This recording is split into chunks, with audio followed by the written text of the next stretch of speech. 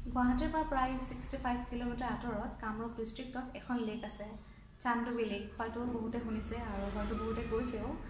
সেইখন কেনেকৈ ফৰ্ম হয় গম পায়নে? 12 জুন 1897ত এটা ভূমিকম্প আহিছিল আমাৰ নৰ্থ ইষ্টত, বিশেষকৈ অসমত, আৰু তেতিয়া এই লেকখন ফৰ্ম হৈছিলে।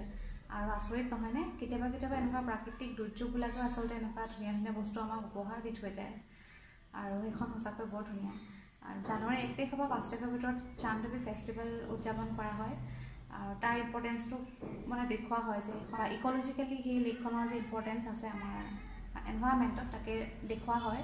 আৰু লগতে তাৰ যি লোকেল কমিউনিটি আছে, যেনেকৈ ৰাভা, গাৰো, তেওঁলোকৰ যি কালচাৰ, কুইজিন, ড্ৰেছ, সেইবিলাক শ্ব'কেজ কৰা হয়। আৰু লগতে সেইটো সময়ত বহুত মানুহ যায় তালৈ, খুব ভাল লগা এটা পৰিৱেশ সৃষ্টি হয়।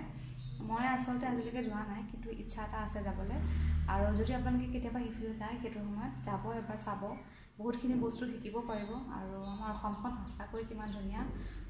এই সৰু সৰু বস্তুবিলাকে আচলতে সৰু সৰু জেগাবিলাকত শুৱনি কৰি ৰাখিছে মানে, আৰু আমি জানিবলগীয়া কিমান বস্তু আছে।